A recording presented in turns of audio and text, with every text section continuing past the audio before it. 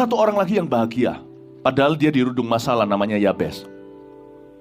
Kalau Anda pelajari, ini yang saya mau bawa kepada Anda renungan yang merupakan pewahyuan bagi jiwa kita.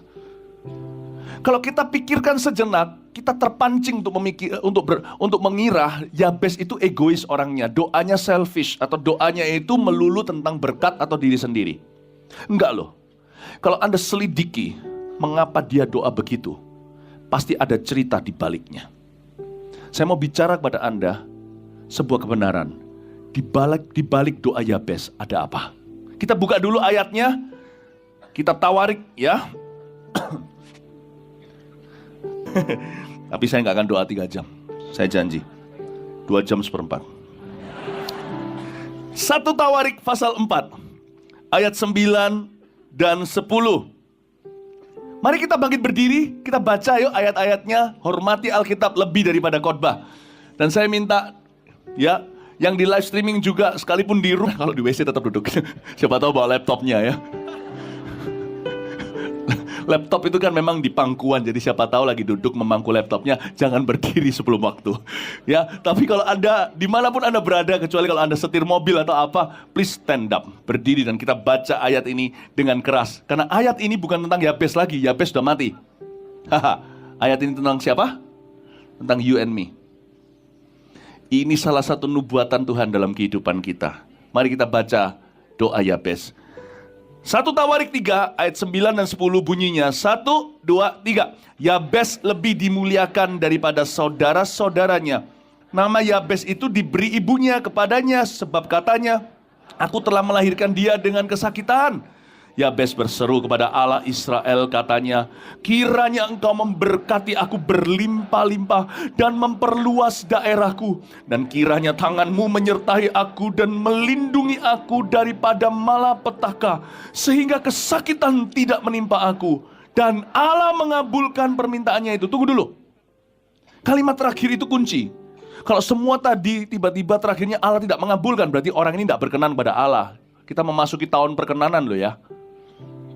Tahun perubahan supranatural. Yabes ini mengalami supernatural change in his destiny. Nasibnya berubah total. Dan Allah berkenan mengabulkan. Berarti orang ini dikenan Tuhan. Kita baca lagi kalimat terakhirnya, bukan doanya. Respon Allah. 1, 2, 3. Dan Allah mengabulkan permintaannya itu. Dan Allah akan mengabulkan permintaan Anda malam hari ini. Beri tepuk tangan bagi Tuhan, come on. Silakan duduk kembali. Di balik doa Yabes, kasih judul itu. Kita tuh lihat dulu hasil akhirnya. Enak kan kalau sama Tuhan tuh tahu skor ujungnya. Yabes lebih dimuliakan daripada saudara-saudaranya. Yabes lebih kabot. Ya, kalau bahasa Ibraninya mulia itu kavod. Yang artinya kayak bahasa Jawa, abot. Benar, ini bukan bicara tentang berat badan.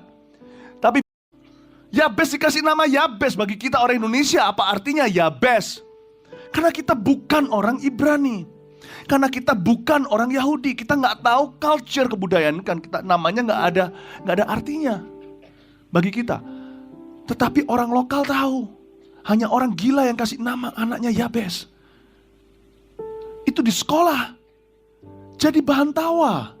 Yabes tidak punya masa kecil yang bahagia, so you know. Kalau Anda bisa relate dengan Yabes, kenapa Yabes ini saya sangat kagumi? Karena orang ini mendarat. Seperti kita, hidup jauh dari sempurna. Ada kemalangan-kemalangan. Ada hal-hal yang dia tanggung akibat ceroboh orang lain. Bukan karena salahnya, orang ini harusnya bermental korban. Kan bukan salahku. Aku bayi kan gak tahu dikasih nama ini atau itu. Dia bisa aja jadi orang yang pahit atau kepahitan. Tapi dia bisa doa gini aja, harusnya kita mengagumi dia. Orang ini tidak menyerah dengan yang namanya roh kecewa.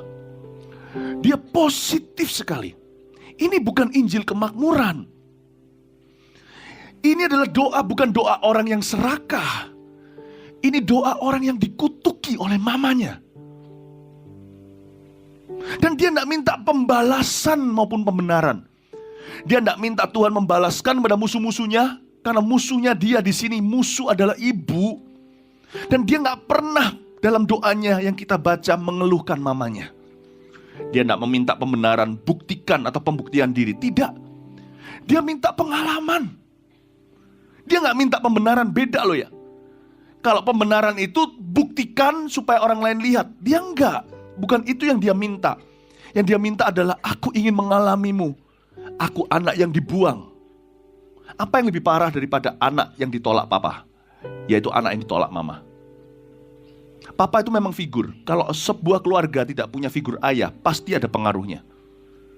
Tapi kalau ibu yang menolakmu, Anda anak celaka. Gak percaya? Coba lihat kitab sejarah. Fiktif atau nyata, tanya Malin Kundang sana. Dia dikutuk papa atau mama. Makanya Tuhan berkata seperti ini, Pemazmur berkata begini, sekalipun ayahku dan ibuku menolak aku.